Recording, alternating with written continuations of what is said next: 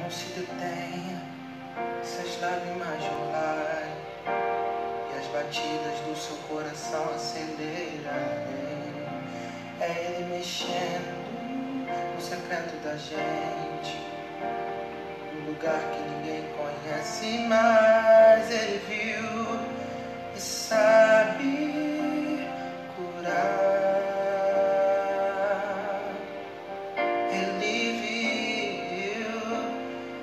Sabe o remédio para curar toda ferida. Jesus, tua presença é o que eu mais quero. Jesus, tua presença é o meu remédio. Jesus, eu não quero ouro nem prata, só quero que cuide de mim. Eita, que presença é essa? Presença que mexe e confronta com tudo aqui dentro da gente, que causa arrepio na alma e a gente sente. Jesus, que eu perca dinheiro e perca amigos, só não quero perder tua presença. Jesus, tua presença é o que eu mais quero. Jesus, tua presença é o meu remédio. Jesus, eu não quero ouro nem prata, só quero que cuide de mim. Eita, que presença é essa? Presença que mexe e confronta com tudo aqui dentro da gente, que causa arrepio na alma e a gente sente. Jesus, que eu perca dinheiro e perca amigos, só não quero perder tua presença, tua presença, tua presença, tua presença, tua presença.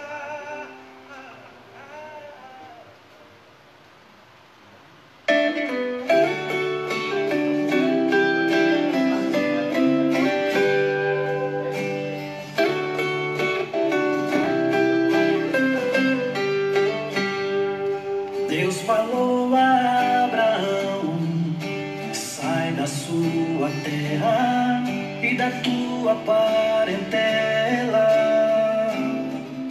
e vai para um lugar que eu te mostrarei.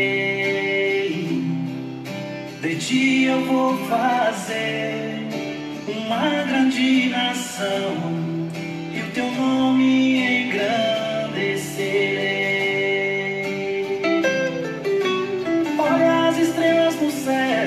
Tu podes contar, olha para a areia na praia, assim será. Inumerável a sua descendência, será pai de multidões. Assim farei contigo, meu servo Abraão.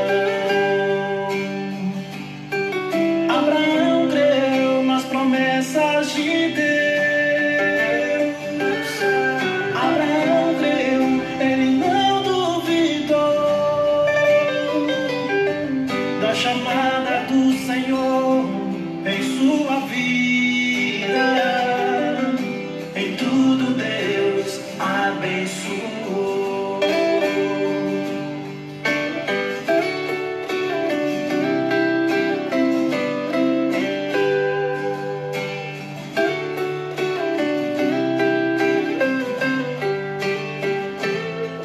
Abraão creu nas promessas de Deus. Abraão creu, ele não duvidou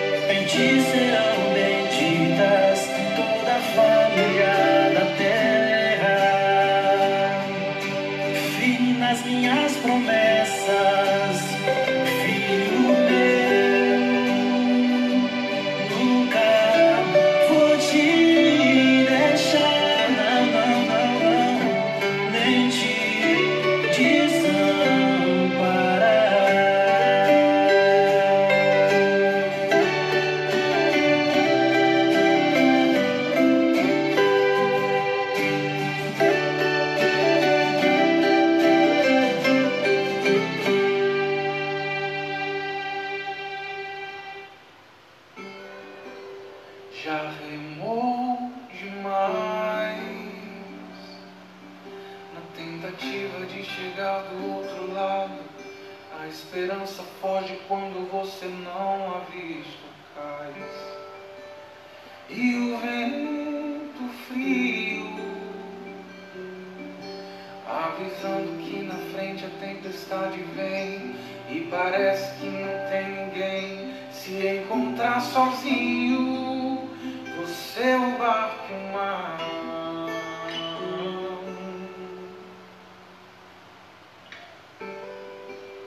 Não aguenta mais.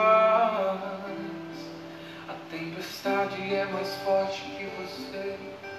Tão pequeno nesse mar, não tem como se defender. Mas diante da tormenta, bem na hora que você já não aguenta, vindo por toda direção, você escuta aquela voz. Você é o barco no mar, e agora o dono dizendo assim: não temas, filho meu, se quem criou o mar foi eu. Não há por que se preocupar, na hora que eu ordenar, até o vento parar, se acalma, se acalma. E quando Jesus chega, ele age da maneira que me entender. Até o mar que não escuta tem que obedecer a sua voz. E o vento se curva diante do poder. E quando Jesus chega, o que parecia perdido agora fácil está. Transforma da água pro vinho, muda o lugar. Quando ele chega, ele comanda. Você é o barco e o mar.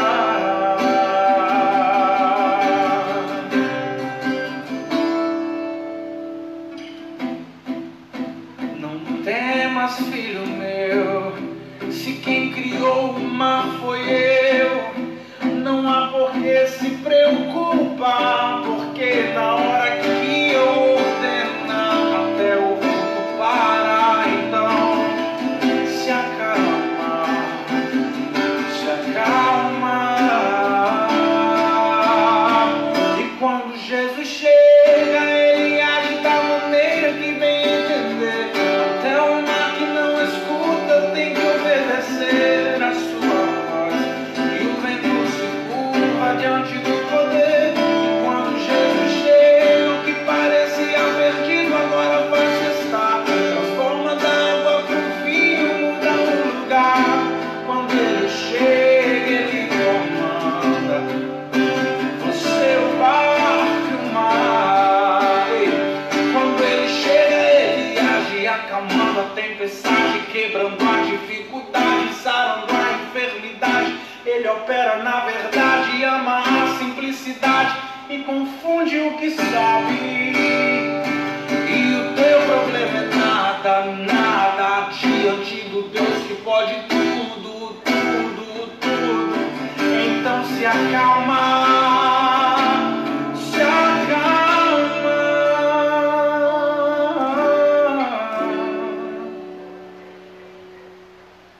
Pois quando Jesus chega, ele age da maneira que bem entender. Até o mar que não escuta tem que obedecer a sua voz. E o vento se curva diante do poder. E quando Jesus chega, o que parecia perdido agora fácil está. Transforma da água pro vinho, muda. Som. Pai do Senhor, meus irmãos, estamos reunidos mais uma vez para mais um culto de oração, para mais um momento de estudo da palavra. E esses primeiros 10 minutos, das 19 horas até agora, era com o propósito de você estar de fato aí fazendo a sua oração. Era de fato um propósito que você pudesse estar aí na sua casa buscando ao Senhor em oração, porque o nome do culto é culto de oração. Então você mesmo aí na sua casa, reunido com a sua família, você pode tirar os seus 10 minutos e estar orando.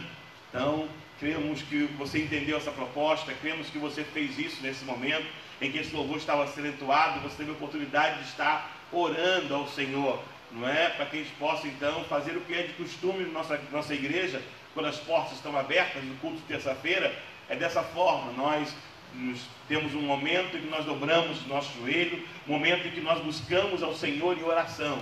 Então, a proposta desses 10 minutos era para que você pudesse estar fazendo isso. E agora eu quero convidar você a mais um momento de oração, a mais uma palavra de oração, e essa é em favor da sua família, em favor da sua casa. Que você que não orou ainda, que você possa concordar comigo nessa oração e orar em favor da sua família, orar em favor da sua casa, para que de fato Deus possa continuar abençoando a sua casa. E eu tenho dito que você não precisa ser evangélico para fazer uma oração, porque oração é falar com Deus. Então você que de repente está vendo essa live e não é evangélico, mas está nos acompanhando, que você possa orar pela sua família, que você possa apresentar a sua família ao Senhor, pedindo a Ele, para que Ele possa guardar, proteger, livrar a sua família. Vamos orar nesse momento. Pai, em nome do Teu Filho amado Jesus Cristo, nós queremos nesse momento de oração, nesse culto de oração, nós queremos colocar as famílias na Tua presença. Pai, em nome de Deus, nós clamamos em favor das famílias, ó Pai, que a Tua mão de poder possa estar estendida sobre as famílias, guardando, ó Deus, as famílias, guardando de forma sobrenatural, que eles possam agora confiar, ó Pai, que estão orando e o Senhor vai estar guardando cada família, cobrindo com Teu sangue, livrando de todos os males, abençoando a Deus, para a glória do Teu santo nome. Nós separamos esse momento para apresentar ao Senhor toda a família, a Deus, da Igreja Metodista Wesleyana 15 de Esperança, toda a família que agora, Senhor, os Seus filhos estão apresentando a Ti em oração, ó Pai, que seja um momento de revestimento de poder do Senhor, ó Pai, sobre todas as casas. Assim nós oramos e Te damos graça, porque oramos em nome de Jesus. Nós temos que orar, queridos. É tempo de clamarmos ao Senhor, é tempo de colocarmos as nossas orações diante de Deus, porque eu creio que Ele tem cuidado de nós. Quero convidar você a mais uma oração, e essa é em favor daqueles que se encontram desesperados. Eu sei que você não está desesperado, porque você recebeu uma palavra no domingo, e a palavra de domingo ela alcançou o seu coração, e você não está preocupado, ou melhor, você está agindo com sabedoria diante das preocupações. Mas nós temos estado com algumas pessoas, e muitas pessoas se encontram desesperadas. Hoje mesmo eu tive a oportunidade de encontrar com uma pessoa que não me conhece, que não sabe que eu sou pastor, mas o desespero daquela pessoa era tanto que ela abriu o coração ali para mim, falou das suas lutas, falou do que estava enfrentando. É um comerciante daqui da cidade, e no final daquela conversa eu pude ministrar uma palavra ao coração dele. Depois sim eu falei para ele: rapaz, eu sou pastor, vou orar pela sua vida, quero que ele está nos acompanhando hoje. Eu falei que ia fazer menção dele, eu falei que ia fazer menção da oração, e que ia orar em favor das pessoas que possam estar como ele estava, em nome de Jesus. Então que você possa colocar nas suas orações esse propósito, que haja paz no coração daqueles que estão enfrentando muita dificuldade nesses dias, dificuldade em todas as áreas, dificuldade financeira, dificuldade de relacionamento, dificuldade de ter aonde morar. Tem pessoas que estão com dificuldade de ter aonde morar, porque pagam aluguel, depende do trabalho, ou seja, são muitas dificuldades que têm levado muitas pessoas a estarem desesperadas. E eu quero clamar por aqueles que estão desesperados hoje, pela misericórdia do Senhor, para que o Senhor venha alcançar essas pessoas de alguma forma, quem sabe eles possam reconhecer o Senhor para encontrar paz nesse momento de crise. Porque é fato que, eu tenho dito isso, a igreja do Senhor, ela está vivendo tudo isso, mas ela tem uma vantagem: a igreja do Senhor. Nós estamos no Senhor, e o Senhor Ele tem nos fortalecido, o Senhor Ele tem nos ajudado, e assim Ele vai continuar fazendo. Mas nós temos que parar um pouquinho e pensar naqueles que não têm a mesma confiança que nós temos no Senhor, que não têm a mesma segurança que nós temos no Senhor. E o que eles precisam é de encontrar com o Senhor. O que eles precisam é de conhecer a Deus, e que esse conhecimento possa vir através de um clamor nosso, através de uma oração nossa, em favor daqueles que se encontram desesperados. Então eu queria convidar você a orar comigo. Pastor, mas eu não conheço ninguém que está desesperado, mas tem pessoas que estão desesperadas. Então você pode falar: Senhor, visita alguém que esteja desesperado hoje e se revela a ele, dá paz no coração dele, dá paz no coração dela, para que eles possam enfrentar essa situação e que o desespero não venha gerar morte. E eu falei para essa pessoa hoje que desespero é sinônimo de morte, que ele não podia se desesperar, porque senão ele poderia morrer. E é uma verdade, desespero é sinônimo de morte. Nós não podemos nos desesperar, porque Deus é conosco. Vamos fazer mais uma oração nessa hora, Pai? Em nome do Teu Filho amado Jesus Cristo, eu quero, junto com a Tua igreja, que eu creio que está orando junto comigo nesta hora, eu quero colocar nas Tuas mãos aqueles que se encontram desesperados, ó Deus. Aqueles que olham para um lado, olham para o outro, não vê solução, estão perdendo sono, ou estão até pensando em cometer loucuras. Pai, pela Tua misericórdia, Senhor, alcança esses corações, socorre essas vidas, coloca pessoas, ó Pai, para que possam, como hoje, falar do Seu amor, falar que existe uma solução, falar que existe um caminho, Pai, e o Teu nome possa ser glorificado e exaltado. Eu quero, junto com a Tua igreja, ó Deus, apresentar ao Senhor e pedir ao Senhor: vem e socorre, ó Deus, socorre, ó Pai, aqueles que se encontram desesperados, em nome de Jesus, ó Deus. Não permita que o nosso adversário venha prevalecer, ó Pai, nesse momento, no desespero de alguns, e levar essas pessoas a cometerem loucuras, Pai, em nome de Jesus. É um clamor que a Tua igreja se faz nessa hora, em favor daqueles muitos, aqueles tantos que se encontram desesperados nesse momento. Pai, em nome de Jesus, abençoa. E a nós que confiamos no Senhor, nos ajuda, continua nos ajudando a passar por esse momento, a passar por essa pandemia, a passar por essa crise, ó Deus. Nos sustenta, Pai, porque nós confiamos no Senhor. Por isso nós oramos e Te damos graças, ó Deus, porque oramos em nome de Jesus. Amém e amém. Dito isso, nós vamos estar dando continuidade ao nosso culto de oração, e agora com o estudo da palavra, né, que é um hábito, um costume nosso. Nós fazemos um momento de oração e depois nós estudamos as Escrituras, estudamos a palavra do Senhor. E nós estávamos no estudo de oração, né? Nós íamos iniciar um estudo de batalha espiritual, mas em função de tudo que começou a acontecer, tempo fechado, live, Deus ministrou no meu coração de não dar batalha espiritual e falar sobre oração. E nós já estamos há 2 semanas falando sobre oração, estudando sobre oração. E no domingo, Deus ministrou algo diferente no meu coração, e hoje nós vamos interromper o estudo de oração, e hoje nós vamos estar juntos aprendendo um pouquinho, ou avivando um pouquinho a nossa mente com outro assunto, e vamos estar falando da paixão de Cristo. Haja visto que domingo deu início aí a semana da paixão de Cristo, começando no domingo. Estamos voltados aí, independente de qualquer coisa, independente da questão aí dessa pandemia, da questão de crise financeira, nós estamos dentro da semana da paixão de Cristo, e é uma semana muito importante para a igreja, uma semana muito importante para nós, né?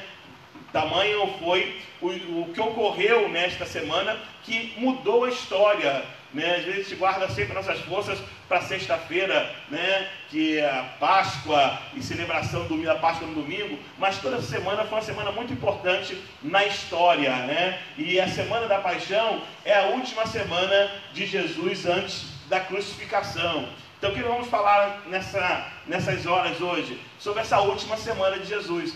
O que aconteceu nesta última semana de Jesus, essa semana aí da paixão de Cristo? Vamos relembrar os acontecimentos e você vai se situar dentro da história. Isso é bacana porque o conhecimento, ele abrasa o nosso coração. O conhecimento, ele nos ajuda na nossa caminhada. A semana da paixão é como ficou conhecida a última semana de Jesus antes da crucificação, como nós falamos. Durante a Idade Média, essa semana foi contada no calendário litúrgico cristão como a Semana Santa. E até hoje a gente costuma dizer Semana Santa, Semana Santa, Semana Santa. Mas o correto não é Semana Santa. Por quê? porque a tradição reformada da igreja, ela vai rejeitar esse tipo de interpretação que atribui um caráter sagrado a esses dias. Por isso não mais Semana Santa, mas sim Semana da Paixão, porque essa ideia de Semana Santa atribuía algo muito sagrado a esses acontecimentos nessa semana, e nós entendemos que esses acontecimentos eles fazem parte da história, eles querem guiar a igreja diante de um acontecimento maior, que é a morte e a ressurreição. Então, na época da Reforma, essa ideia de Semana Santa, ela foi rejeitada, por isso, Semana da Paixão. É comum nós falarmos Semana Santa? Mas nós estamos aqui para aprender. Então, o correto é Semana da Paixão, Semana da Paixão de Cristo. Amém? Vamos prosseguindo, então. Contudo, é muito importante que os cristãos saibam sobre cada evento que ocorreu nesta semana. Por que é muito importante? Porque é uma semana muito importante para nós. É uma semana muito importante para a história.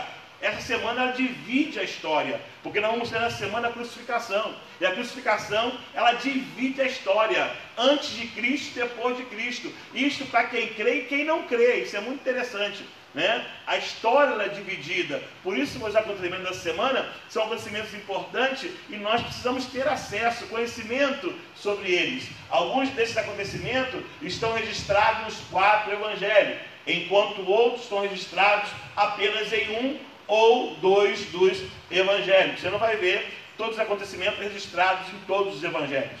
Os acontecimentos dos evangelhos são registrados de acordo com o povo para qual ele é direcionado. Mas nós vamos ver que eles se completam, os acontecimentos se completam dentro dos 4 evangelhos. Vamos lá, domingo da semana da paixão. O domingo, que foi o domingo passado, a semana se inicia no domingo e vai de domingo a domingo. Então, o que aconteceu no domingo da semana da paixão, domingo passado? Qual foi esse acontecimento? O primeiro acontecimento foi a entrada triunfal de Jesus em Jerusalém, né? O domingo ele vai se iniciar, a semana da paixão, ela vai dar início com a entrada de Jesus ali em Jerusalém. A Igreja Católica celebra até hoje esse domingo como o domingo de Ramos, né? Aonde Jesus ele vai entrar ali na cidade. Jesus entrou na cidade de Jerusalém montado em um jumentinho, né? É esse contexto que Jesus entra montado em um jumentinho. Enquanto ele entrava em Jerusalém em direção ao templo, muitos ali estendiam suas vestes e ramos das árvores pelos caminhos. Por isso a Igreja Católica atribui esse domingo ao domingo de Ramos, porque eram folhas de ramos que eles estendiam ali na passagem ali de Jesus. O profeta Zacarias, ele profetizou exatamente sobre esse acontecimento. Ele falou sobre um rei justo, humilde, que traria salvação e que vinha montado em um jumentinho. Zacarias 9:9. Antes de que tudo isso pudesse vir a acontecer, Zacarias ele já profetizava acerca da entrada de Jesus ali em Jerusalém. Além disso, um salmo messiânico celebra diretamente a procissão do Messias, o Salmo 118. Salmo 118 é um salmo messiânico e ele vai falar desse momento de Jesus.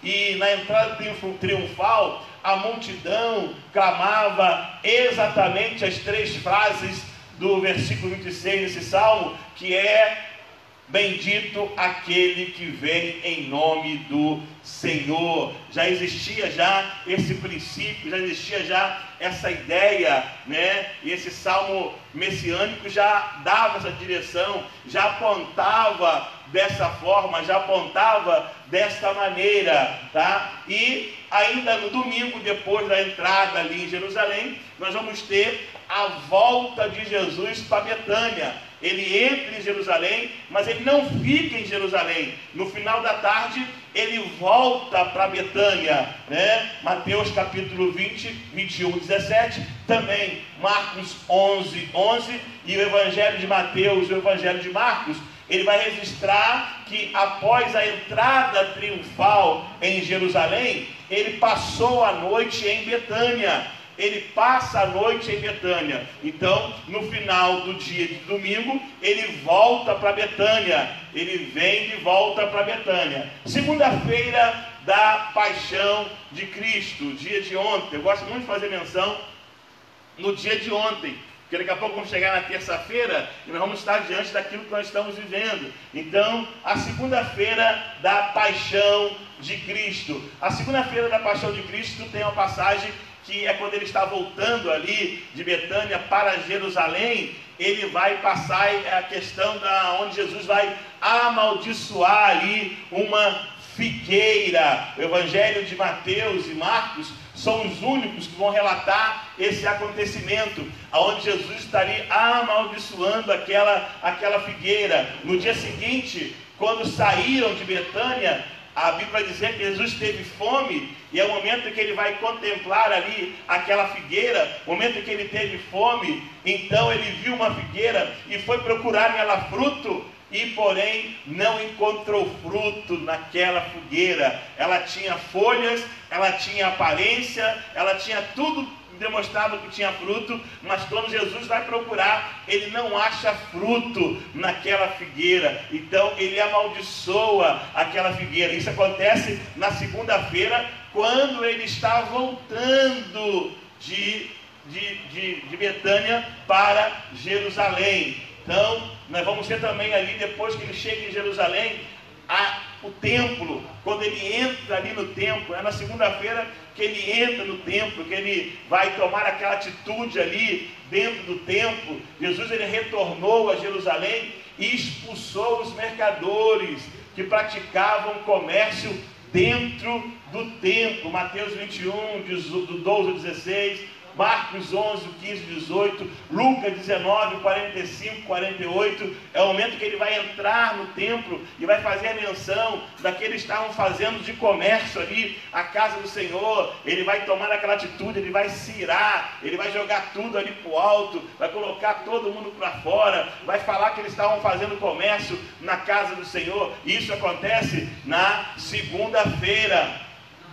Na mesma segunda-feira, ele sai da cidade. Marcos 11, 19, o Evangelho de Marcos relata que já sendo tarde, Jesus saiu da cidade de Jerusalém. Muito provavelmente ele voltou para Betânia, pois no dia seguinte eles viram a mesma figueira que havia sido amaldiçoada. Marcos 11, 25. Então, na segunda-feira também ele volta ali para Betânia.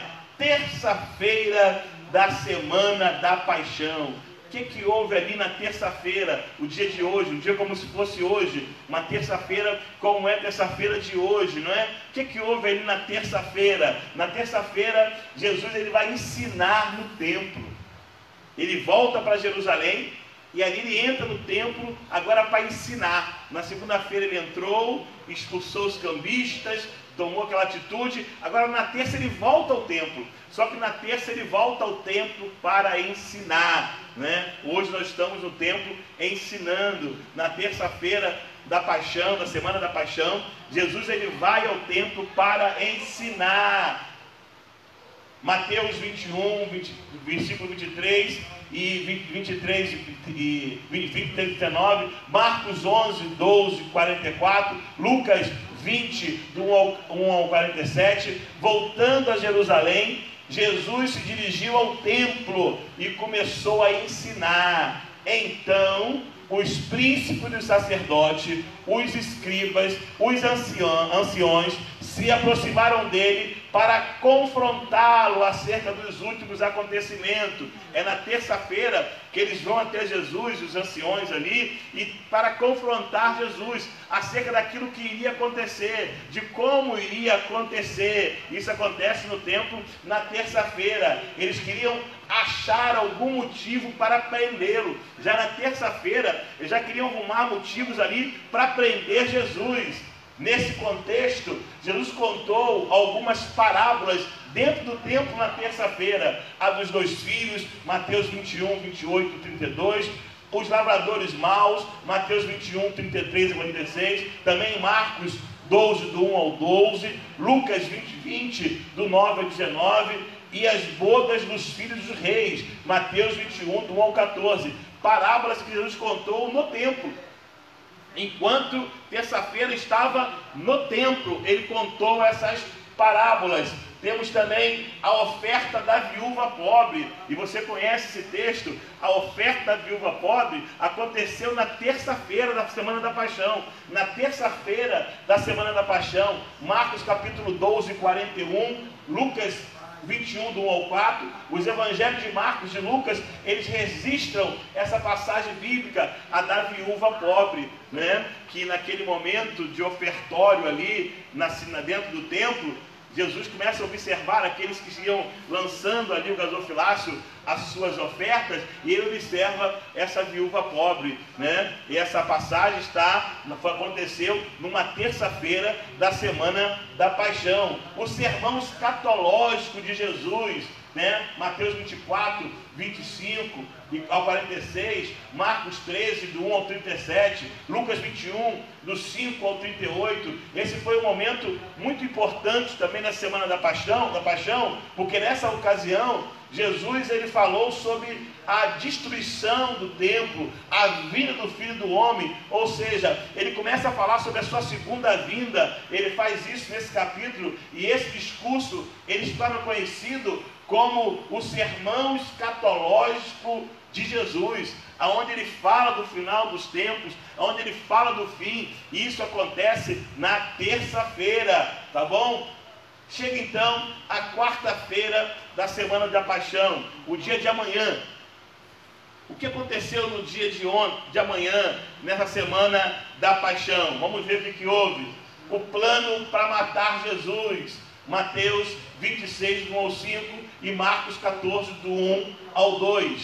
Jesus ele vai avisar aos seus discípulos que um dos dois eles seriam entregues para ser crucificado, que de 1 a 2 dias ele seria entregue para ser crucificado. O mesmo texto nos informa que os príncipes dos sacerdotes, os escribas, os anciãos do povo já estavam se reunindo para planejar a prisão e a morte de Jesus. Então, na quarta-feira, foi a quarta-feira que eles começaram a se reunir para pensar como que eles iam fazer para prender Jesus, como eles iam fazer agora para matar Jesus. Essa trama começa na quarta-feira. Jesus está em Betânia. Na quarta-feira, a Bíblia diz que ele estava em Betânia, porque ele sai de Jerusalém na terça e volta para Betânia. Então, Mateus 26, 6 ao 13, Marcos 14, do 3 ao 9, João 12, do 1 ao 8,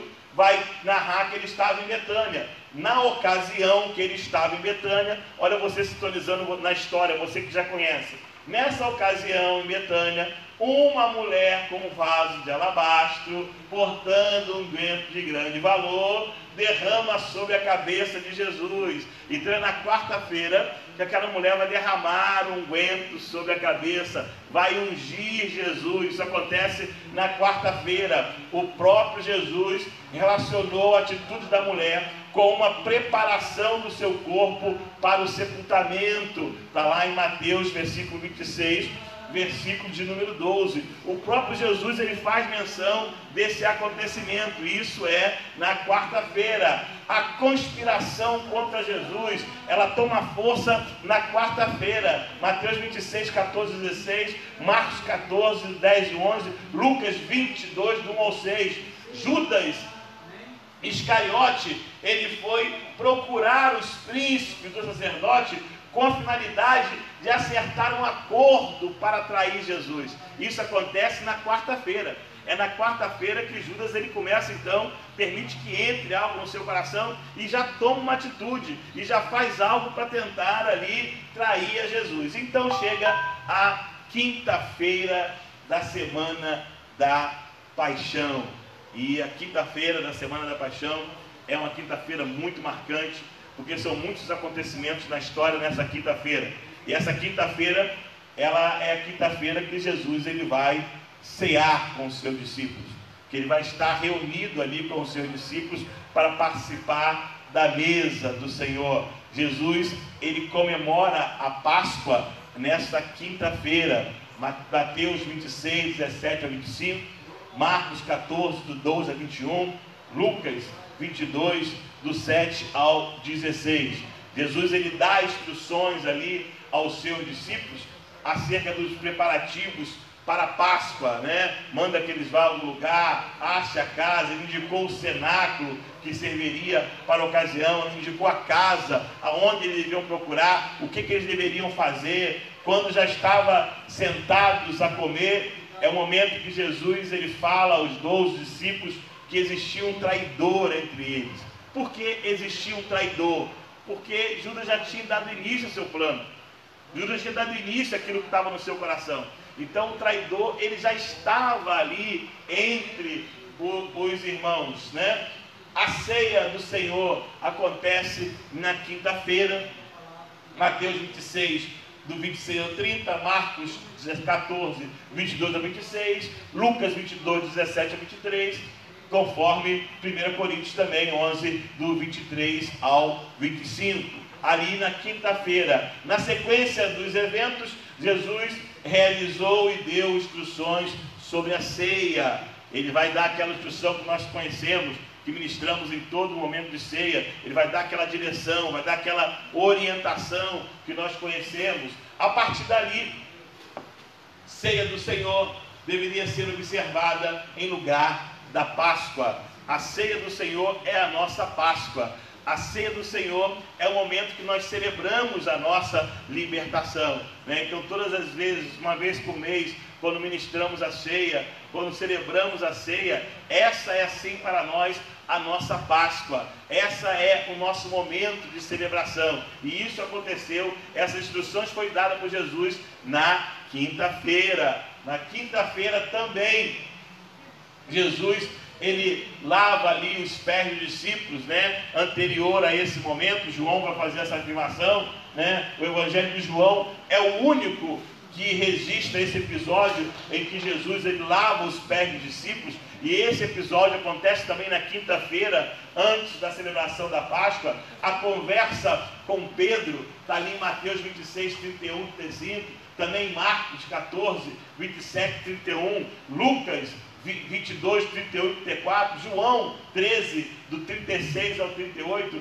Que conversa é essa que Jesus teve com Pedro? Jesus avisa que diante dos fatos de sua prisão, o apóstolo Pedro iria negá-lo, né? Jesus ele fala que ele ia, olha, vai me negar, você vai tomar essa atitude, aquela história que a gente conhece, antes que o galo cante 3 vezes, você vai me negar. Essa conversa se dá na quinta-feira, tá? Jesus, ele também na quinta-feira, ele vai consolar os seus discípulos acerca dos acontecimentos. Essa consolação também nós vamos ver em João, capítulo 14, do 1 ao 16, capítulo 14, do 1 em diante, do 16 também até o 33, né? Jesus consola os seus discípulos que estavam abatidos.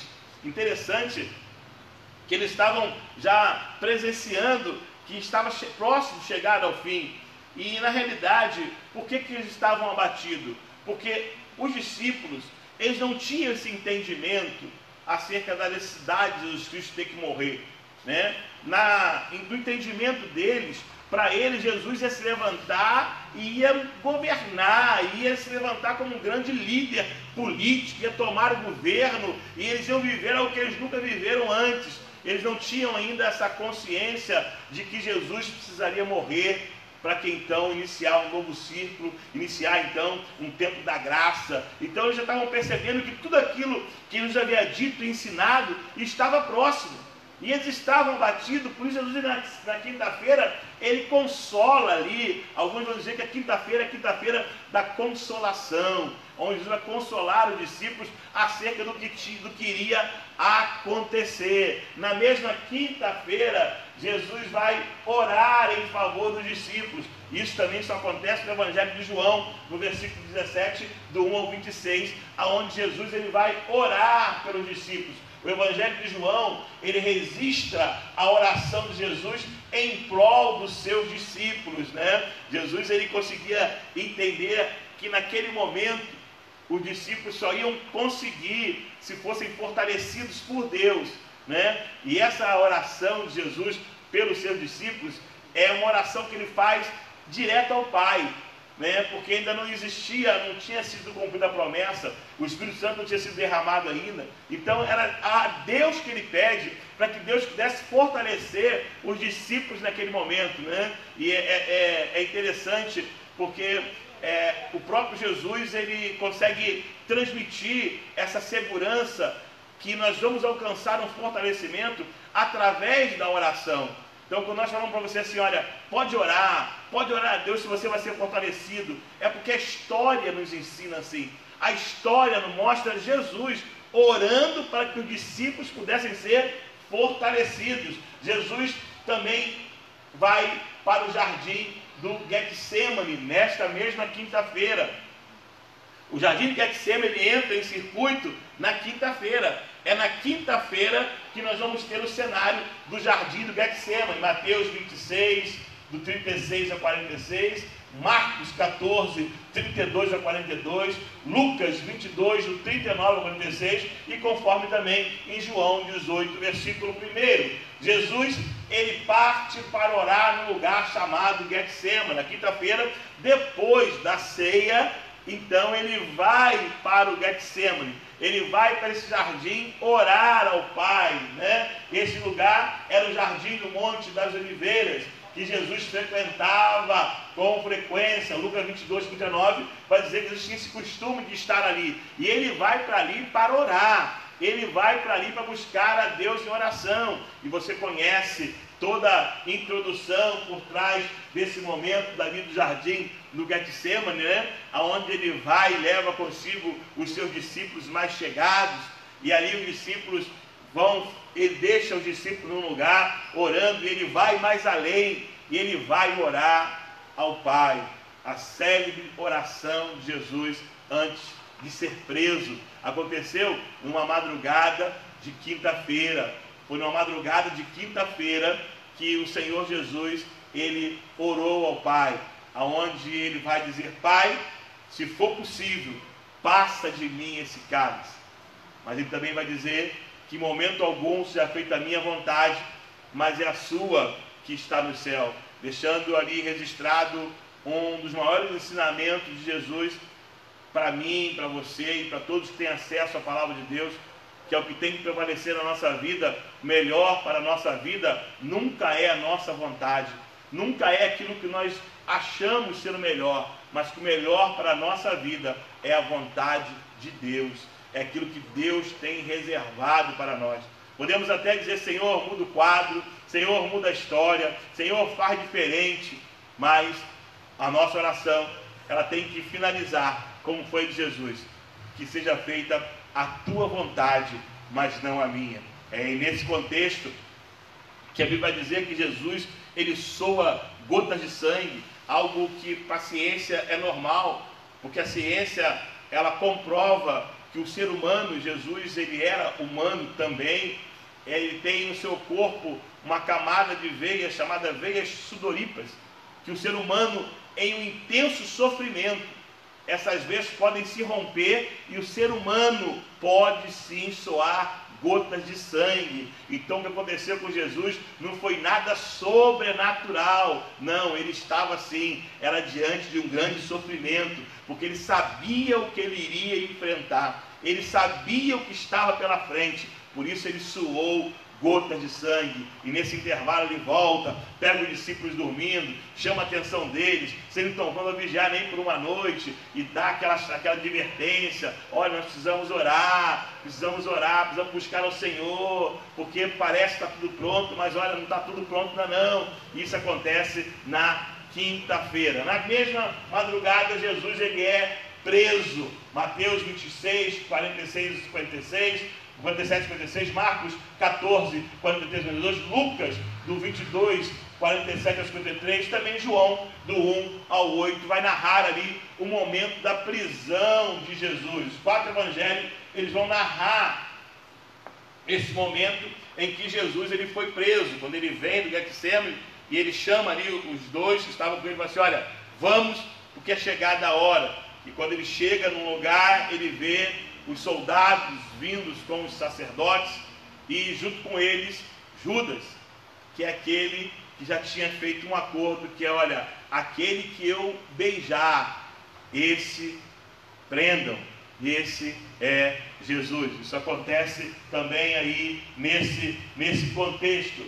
Jesus também, ele é levado diante do Sinédrio, Mateus capítulo 26, 57 a 68, Marcos, Lucas e João, todos os evangelhos vão narrar esse momento em que Jesus é levado diante do Sinédrio. Após ser preso, Jesus compareceu perante o Sinédrio, que buscavam alguma acusação contra ele. E nesse momento que ele está perante o Sinédrio, é o mesmo momento em que Pedro vai negar a Jesus. A palavra que Jesus havia dado a ele lá na ceia, né, naquela conversa antes da ceia, essa palavra ela vai se cumprir e Pedro ele vai negar a Jesus ali por 3 vezes. A sequência desse texto também mostra o momento em que Pedro negou Jesus, conforme havia sido avisado por ele que assim ele iria fazer. Então se dá início à sexta-feira da paixão. A sexta-feira, ela dá esse início e começa todos os eventos, aonde é na sexta-feira da paixão de Cristo, que Jesus ele é posto diante do governador. É nessa sexta-feira que o povo vai clamar: Barrabás, solte Barrabás, crucifica Jesus. Isso acontece na sexta-feira, é o julgamento de Jesus, que está em Marcos, Lucas, João, Mateus, Marcos, Lucas, João. Depois Jesus foi levado perante Pôncio Pilatos. Na mesma ocasião, a multidão ela vai, incitada pelos príncipes dos sacerdotes, preferiu soltar Barrabás e pediam a crucificação de Jesus. Isso acontece na sexta-feira, né? Sexta-feira da paixão. Lembro que não é para nós sexta-feira santa. E tem uma questão aí na sexta-feira, que é o poder comer carne ou não comer carne, né? A Igreja Católica, eles apregoam a Semana Santa e guardam a sexta-feira e não comem carne na sexta-feira, porque é um costume deles, mediante a preservação ali do corpo de Cristo, a carne, a mortificação da carne. Quero dizer para você que nós evangélicos, nós não atentamos para esse princípio, como outros princípios que a Igreja Católica segue, e nós também não acatamos. Respeitamos, como respeitamos todas as outras religiões, mas para nós não tem sentido, tá bom? O fato de comer carne ou não comer carne na sexta-feira. Então você que é evangélico, você sinta-se à vontade para comer carne ou não comer carne, em respeito, mas isso não tem nenhuma implicação espiritual, tá bom? Para nós evangélicos. É um costume totalmente pagão, totalmente da Igreja Católica, que nós respeitamos como respeitamos tantos outros, mas para nós não tem nenhum peso doutrinário essa questão de comer carne ou não na sexta-feira da paixão. Nessa mesma sexta-feira, Jesus Cristo ele é preso ao madeiro, ele é crucificado depois de ser açoitado, depois de ser totalmente passar por todo tipo de escárnio, depois de ele carregar aquela cruz, e que nós evangélicos, nós sabemos que essa cruz não era dele, essa cruz era nossa, ele carregou por nós, ali ele carregava os nossos pecados, aquele que não cometeu pecado algum. Então a Semana da Paixão, essa sexta-feira, se você quer dar uma importância maior a essa sexta-feira da Paixão de Cristo, lembra que na sexta-feira ele foi morto pelos seus pecados. Lembra que na sexta-feira ele se entrega pelos seus pecados. É nessa sexta-feira que ele é crucificado em nosso lugar. É ali que aquele levado como ovelha muda ao matadouro. É ali que ele se entrega por nós. É ali que ele diz: tetelestai, está consumado. É ali que ele diz: aquilo que eu vim aqui fazer, eu fiz. Ele pagou um alto preço por nós. Se tem algo que nós, evangélicos, temos que nos voltar para essa sexta-feira, é parar no instante nessa sexta-feira, em qualquer horário, e lembrar da crucificação. E lembrar que foi por mim, lembrar que foi por você, lembrar que ele pagou um alto preço, como a canção diz: sei que foi pago um alto preço. Não é só cantar essa canção, mas de fato é viver e entender, olhar, quem sabe, para uma imagem triste como essa, uma imagem chocante como essa, e pensar assim: foi por você. Foi para que você tivesse uma vida de qualidade. E eu costumo dizer, sempre que ministro alguma coisa sobre a cruz, que todas as vezes que nós, quando eu digo nós, estou dizendo nós temos consciência disso daí. Todas as vezes que nós permanecemos no pecado, é como se isso daí não tivesse valido de nada. Então a sexta-feira da paixão de Cristo, a sexta-feira que ele foi crucificado, é sim para nós, na sexta-feira, nós devemos pensar, gastar um tempo a mais, pensando em como anda a nossa vida, como nós estamos nos comportando. Será que ele pode olhar para você na sexta-feira? Vamos nos reportar para sexta-feira. Vamos crer que na sexta-feira você vai fazer isso. Na sexta-feira Jesus vai olhar para você e falar assim: valeu a pena. Pela vida que você leva, valeu a pena aquela cruz. Essa é a reflexão que nós precisamos fazer na sexta-feira da paixão, né? Porque na sexta-feira Jesus é crucificado. Os evangelhos de Marcos, Marcos, Lucas e João vão registrar isso, tá? Às 9 horas da manhã, Jesus foi crucificado no lugar chamado Calvário, né? Uma lança ali, ela transpassa o corpo de Jesus. No momento que aquela lança interessante, tem algo interessante ali, quando aquela lança é transpassada, sai água e sangue. Não posso falar sobre isso agora, não vai dar tempo. O Evangelho de João, ele resiste ao ato do soldado que furou o lado do corpo de Jesus, cumprindo-se então as Escrituras, Zacarias capítulo 12, versículo 10, conforme Apocalipse 1, versículo 7. Jesus, ele morre ali naquele momento. O Jesus homem morre. Jesus homem, ele deixa de existir naquele momento. Mateus, Marcos, Lucas, João registram esse acontecimento.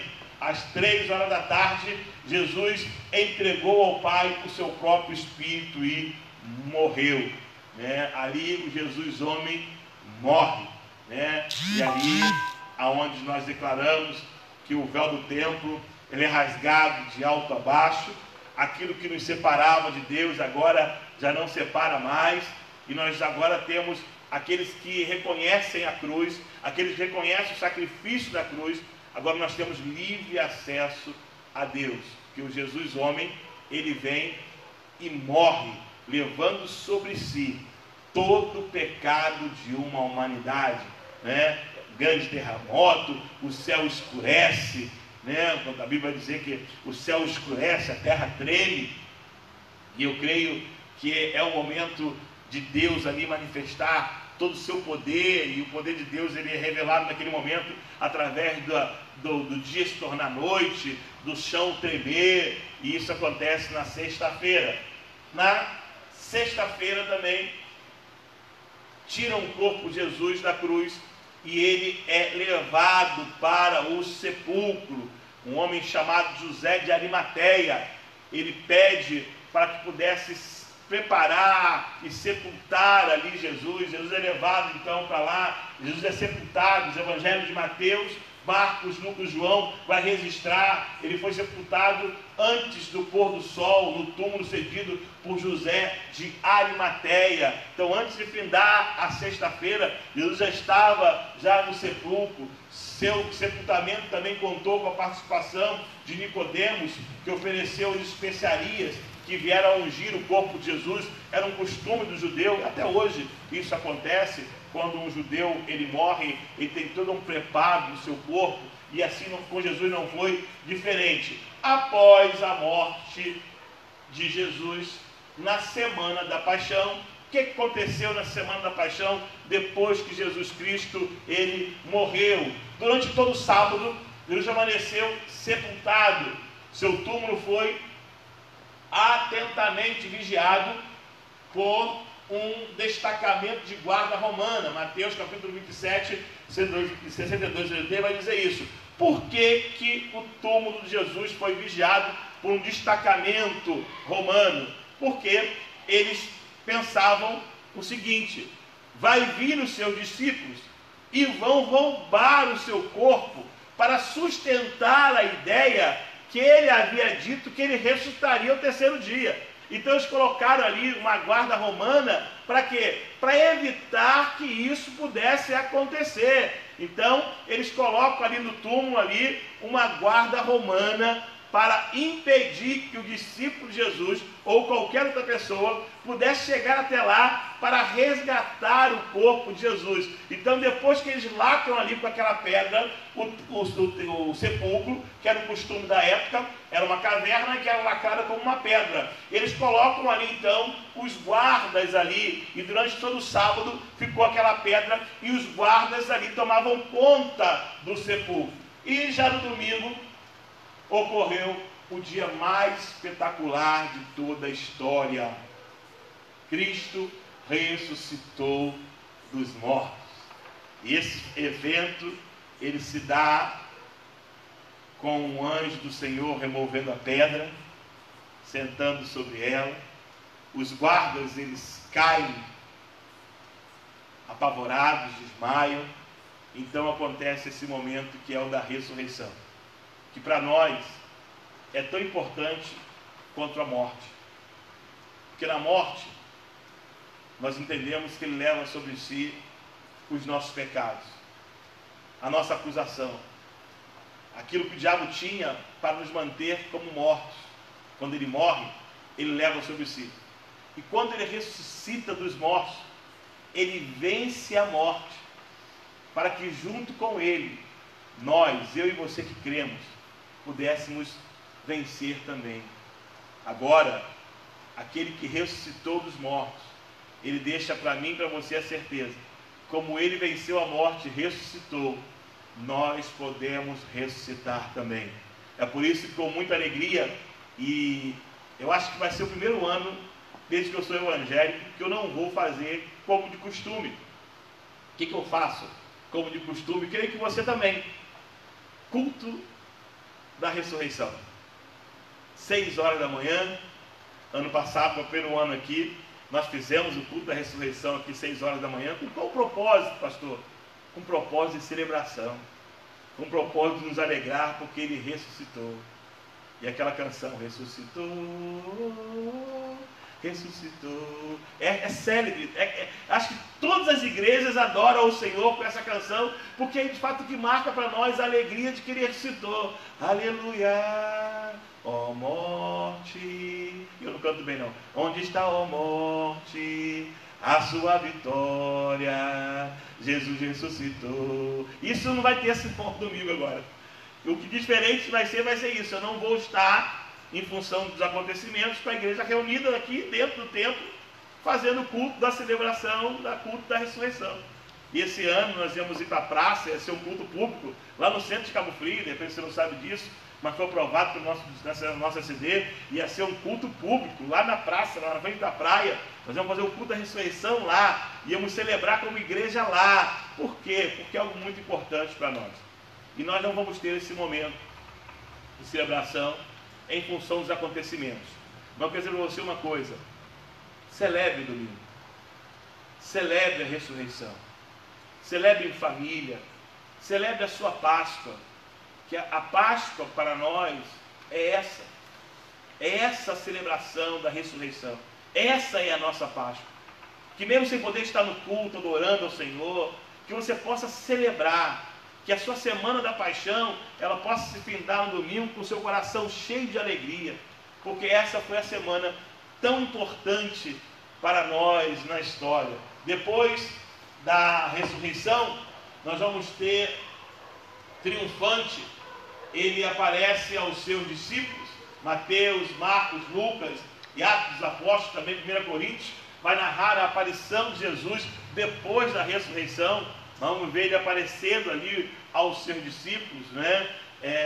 Isso é uma verdade que nós temos que anunciar, que Jesus, ele ressuscitou e que hoje ele está vivo, operando na nossa vida, operando em nossos corações. Que Deus possa te abençoar, que tudo aquilo que você ouviu hoje sobre a Semana da Paixão possa ficar guardado aí no seu coração. Você que não sabia disso, né? Que você possa pegar esse estudo aí e ter conhecimento de tudo aquilo que aconteceu nessa semana. Uma semana muito importante para a história, uma semana muito importante para a igreja, né? E que você possa estar meditando nessa semana a seguir desse acontecimento. Eu tenho certeza que Deus vai continuar nos fortalecendo. Faça do seu domingo um domingo de celebração. Celebre a sua Páscoa. Não permita que nada venha roubar a sua alegria nesse domingo, porque independente do que possa acontecer, Ele ressuscitou, Ele está vivo e Ele está governando a história. Creia nisso e que Deus te abençoe em nome de Jesus. Nós vamos estar juntos de novo quinta-feira às 19 horas, mais um culto de vitória, mais uma live. Eu te convido para estar conosco. Convido você a fazer uma visita lá na nossa página do nosso YouTube. Se inscreve lá. O nosso propósito é alcançar ali 1000 inscrições para transmitir ao vivo aí no YouTube. Tem sido uma ferramenta de Deus. Eu quero agradecer a você que não é evangélico e que está nos acompanhando. E quero dizer a você que não é evangélico. Deus está te dando uma oportunidade de ter conhecimento para se posicionar diante daquilo que Ele tem ministrado na sua vida. Que Deus te abençoe. Vamos orar terminando em nome de Jesus. Pai, em nome do Teu Filho amado Jesus Cristo, nós te damos graças a Deus que mais uma vez estivemos reunidos aqui, orando, estudando a Tua Palavra, e nós te louvamos por isso nessa noite. E agora, Senhor, que nós vamos encerrar essa live, que o Senhor possa continuar guardando, abençoando os Teus filhos de uma forma sobrenatural. Que a Tua mão de poder esteja sobre todos nós, nos guiando, nos sustentando, para a glória do Teu santo nome. Assim nós oramos, ó Deus, e te damos graça, porque oramos em nome de Jesus. Amém e amém. Que Deus te abençoe e te guarde, que faça refletir o seu rosto sobre ti e tenha misericórdia de ti. Que o amor do nosso Senhor e Salvador Jesus Cristo, as doces consolações e comunhão do Espírito Santo seja com todos vocês e com toda a igreja espalhada pela face da terra, não somente hoje, mas para todo sempre. Amém. Que Deus te abençoe em nome de Jesus.